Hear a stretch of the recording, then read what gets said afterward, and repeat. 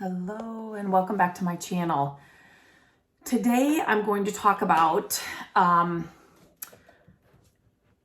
tips for partnering with brands if you are a furniture flipper. So a little bit of background about me. My name is Lindsay. I am the creator behind mycreativedays.com.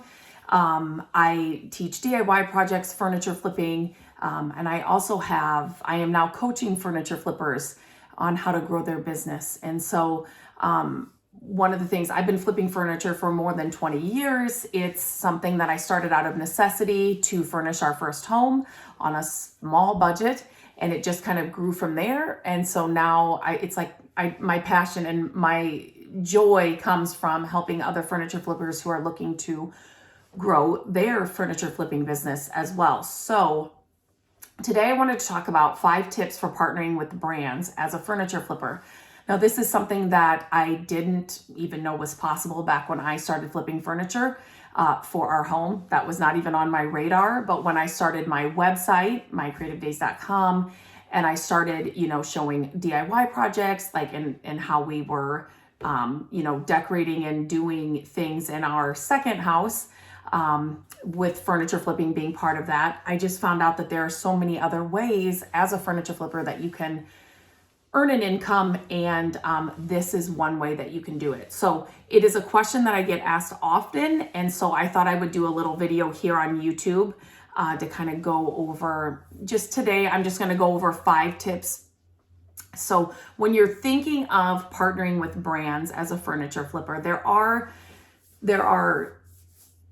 I get so excited about it. So I have to break down these topics into small bite-sized chunks so then it's not overwhelming. But these tips, there's kind of a right and a wrong way to do it. Over years of doing this, I have learned that the hard way. I wish I could get back all the time that I have wasted trying to figure it out on my own. And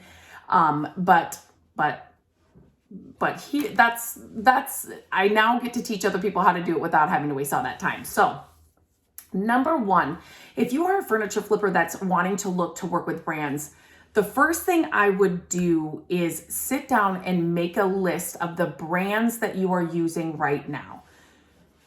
The brands that you're comfortable with, the brands that you would tell your sister, your mom, your neighbor, your grandma about, the brands that you're using on all of your furniture pieces. So think, sandpaper, paint brushes, sponges, paint, top coats, primers, sanders. Is there a drill you really like? Is there hardware you really love? Is there a spray paint you really love? Is there a sprayer? Do you spray your pieces? Literally sit down and just do a huge brain dump of all of the products and the brands that go with it. If you are a furniture flipper, somebody that's been doing it a long time, you usually have a paintbrush line that you really love, right? Or you have a paint line that you really love on all your pieces. Those are the kinds of things that you want to write down. Do not think about what you see other flippers sharing if you're seeing them on social media. If it's something that you think is just super popular, but you have no knowledge of it, you've never used it, or you're just not comfortable with it, maybe you've used it a couple of times, don't start there. You want to start, this list needs to be of things that you're really passionate about. You love them so much.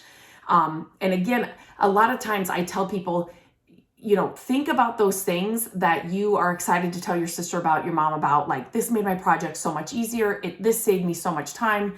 This saved me so much money, whatever it is. Those are the products that you want to put on this list. The next thing you want to do is you want to make sure that you're following these brands on social media, wherever you have a presence on social media. So if you only have an Instagram account, great. Make sure you're following them on Instagram. If it's Instagram, TikTok, Facebook, YouTube, wherever it is, make sure that you're following them. Pinterest, make sure that you're following them if you have an account or an active, account in those areas. Obviously, if you don't have a Twitter account, don't just start a Twitter account just to go follow these people. Hopefully you have some kind of social media account or just like something you're active on that you can go in and follow them by on that platform. The next thing you want to do, and you want to make sure that you're doing this consistently, like in your business, no matter what, is that you're tagging these brands when you are creating content. So if you are a furniture flipper who you have an Instagram account, we're just going to go with Instagram just to make this easy. And you're creating reels, posts, carousel posts, stories, maybe you go live, whatever it is. Any time that you are using or talking about said products, you need to make sure that you are tagging that brand. Extra bonus points is if you can use, maybe the brand has a hashtag going on right now.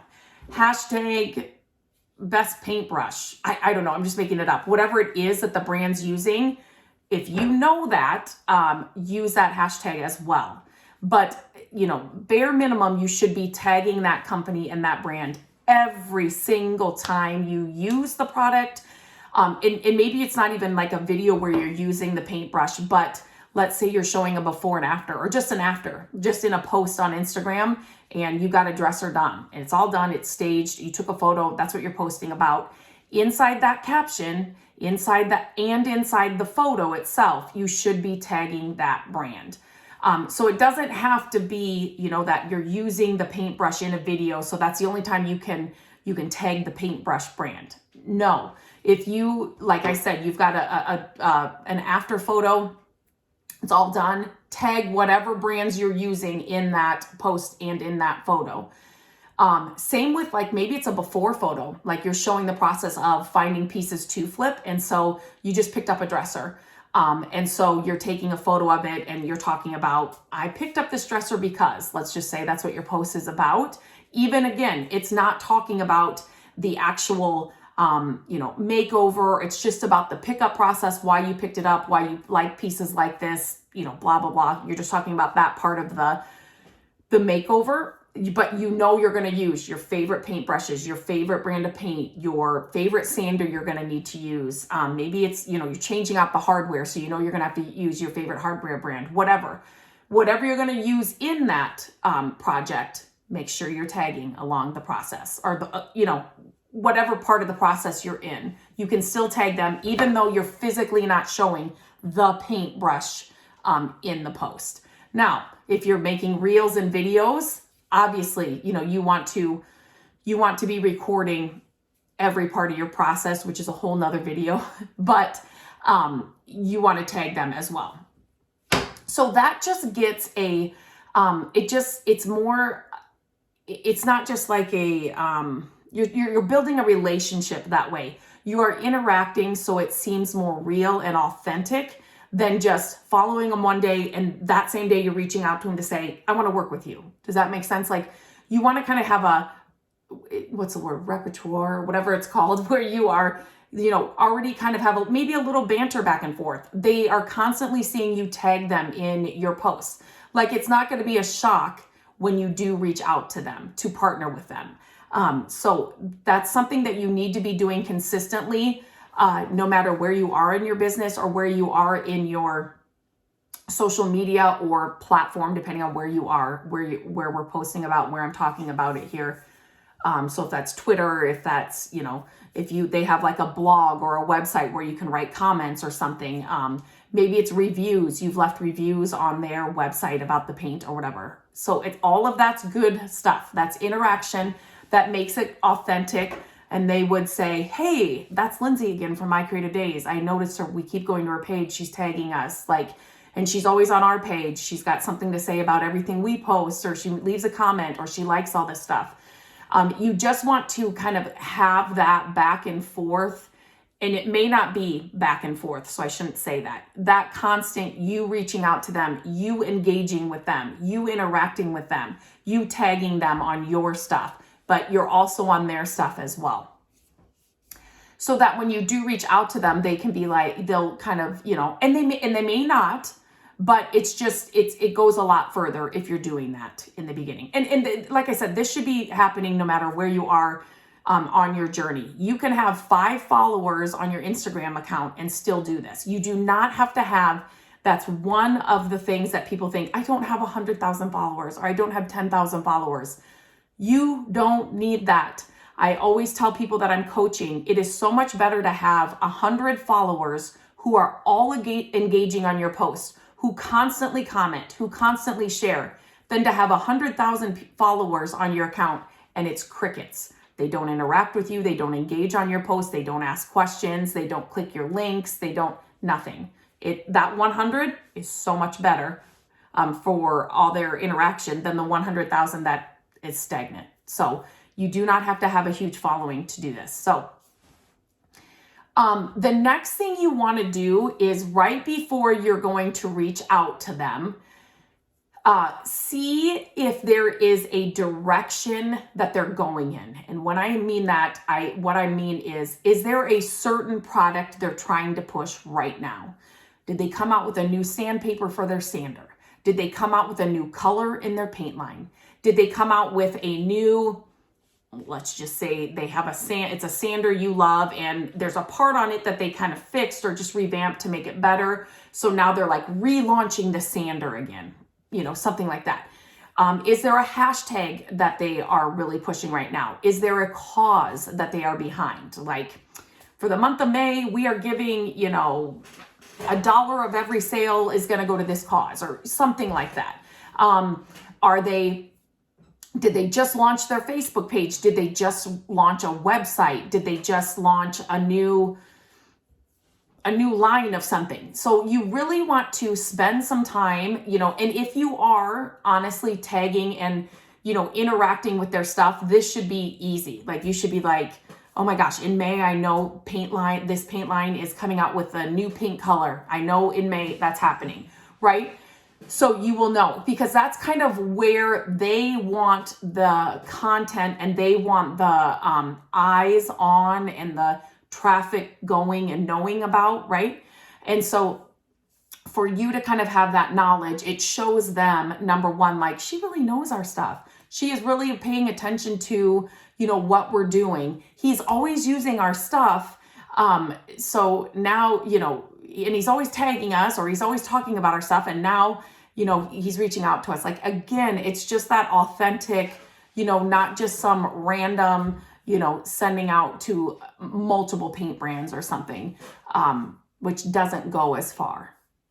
When I started working with brands and partnering with brands in my business, it's crazy because you think, okay, you found a can of paint that you really love, but then when you can really partner with these brands, it's like a relationship that you build. It's, it's a first name basis, with, the people that are behind that part of the company. And, I can reach out to some of them now and just, I know they're like the first people I think of when I'm thinking about a partnership where I've got something going on or I need to partner with a brand for something else, or it's really been, you can get Christmas cards from them. It really becomes a relationship. You're helping them, they help you. So it's like a give and take, but it really is a working relationship, which like I said, when I first started out doing all of this with My Creative Days, I had no idea. I started all of this just to share with family and friends what we were doing, how we were decorating, what projects we were working on.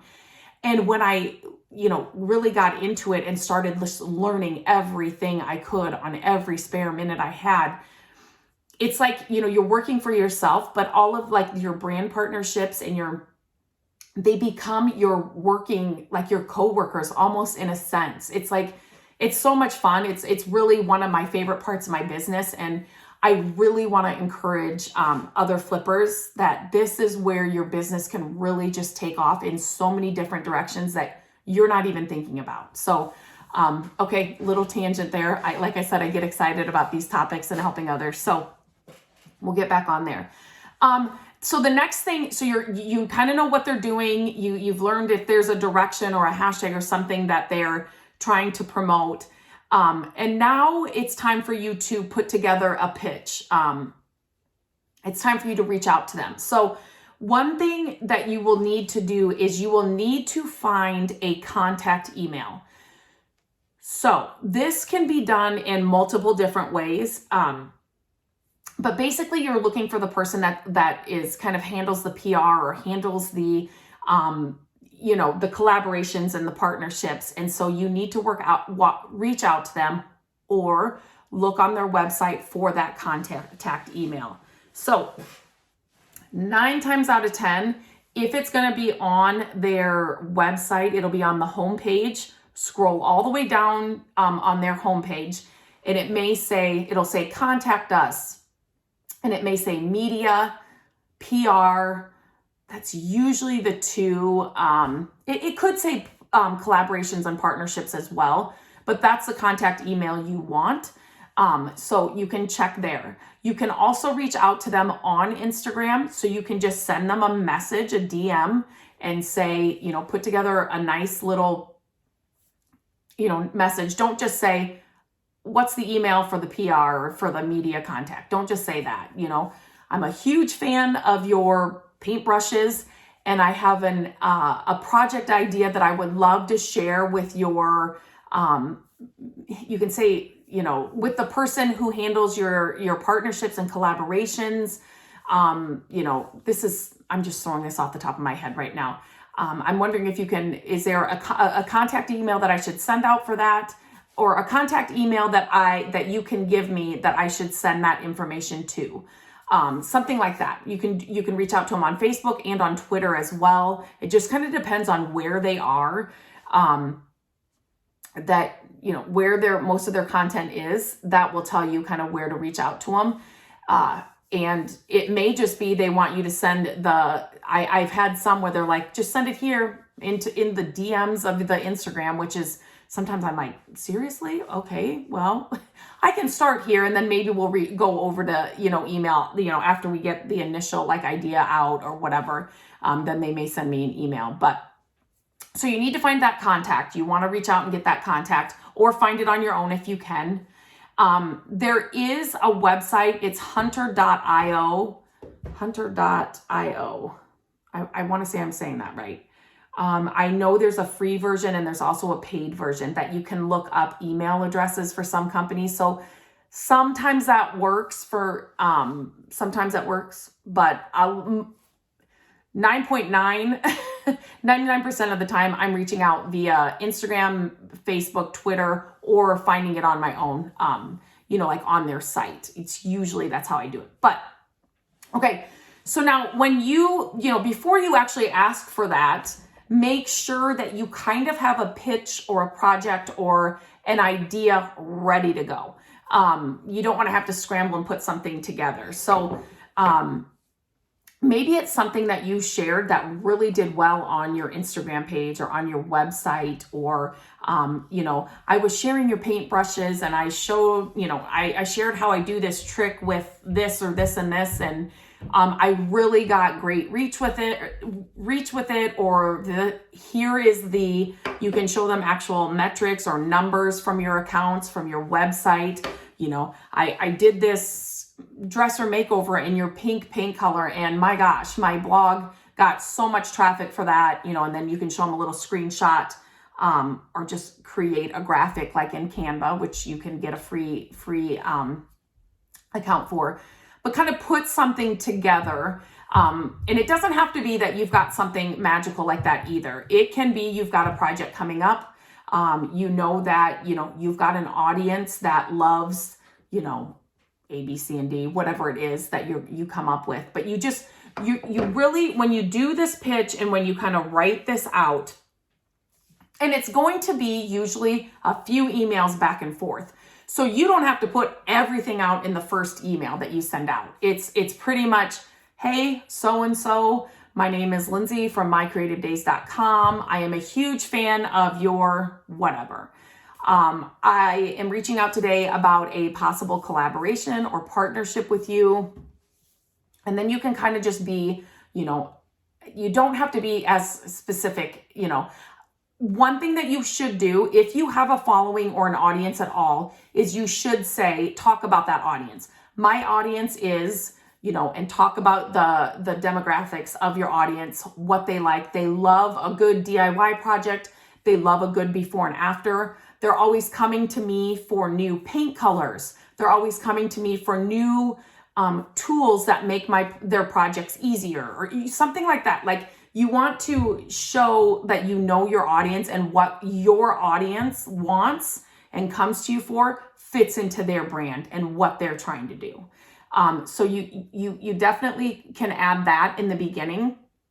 And then you can kind of say, I have a great project idea, or I have a great project coming up that I would love to incorporate your paintbrushes. I'm just sticking with that because that's just making it easy. I would love to incorporate your paintbrushes in the project, in the whatever it is that you're doing. And I would love to come together and collaborate with you on this project. So another way you can do this is you could do kind of like a mood board, again, in canva.com. You can kind of put a mood board together and show their, you would have, let's just say it's a dresser makeover. You're going to use their paintbrushes and their paint. And so you would kind of show, a photo of the before dresser. You're going to show, their color pink that, that they have that you really love, their paintbrush, their sander, and whatever, and just kind of put like a mood board together. That just kind of shows them that, okay, she's really thought about this. Like, she took some time, and I can see what she's going to do. And then maybe at the bottom, you say, I'm going to, share on my blog, on YouTube, on Instagram, whatever it is. But just kind of shows them that you actually put some effort into it, and you have actually thought about this collaboration, how you're going to highlight it for them. So one thing I think people make a lot of mistakes about is that they're not thinking about, you're reaching out to this brand to collaborate with them. So what's in it for them, right? So it's not, take you out of it. Obviously, you're going to be doing the work and all of that, right? That's just that. But like, you need to sell what the brand gets out of it. Like, why choose you? Why are they going to choose Lindsay from My Creative Days to collaborate with? So, if you have an audience, it's your audience, that you can talk about, that's in line with theirs. It's your passion about the products, your knowledge, you knowing what they are looking for, but then what they're going to get out of it, what's in it for them. So that's really important when you're reaching out to them and pitching them, to keep in mind. And then, so once you get that all together, I definitely just kind of this was just 5 tips. So I'm just going to kind of go, this is just kind of like an added thing. Definitely keep track if you like to do stuff on like an Excel program, or me, it's pen and paper still.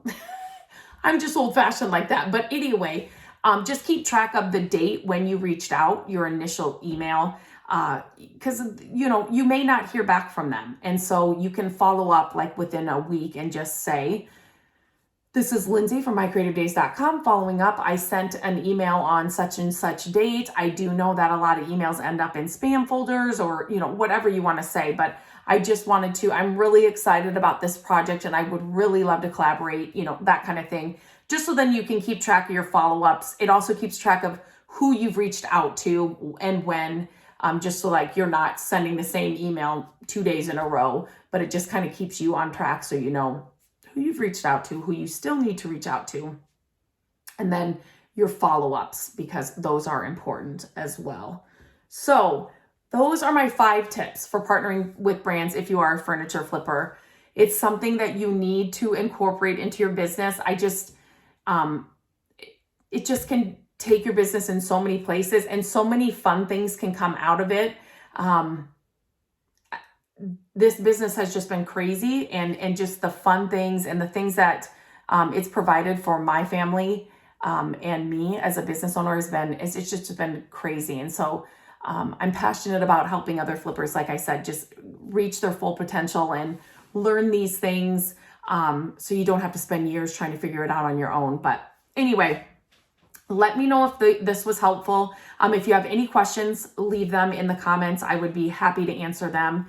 And if you like this kind of content, let me know. I can do some more of these videos, but start thinking about partnering with brands. If you are a furniture flipper, it should be part of your business. The earlier you start, the easier it'll get. It'll just become like second nature. but it should be definitely a part of your business plan, and have fun with it, because it's just an exciting part of furniture flipping and the business that you don't really think about when you're first starting out. So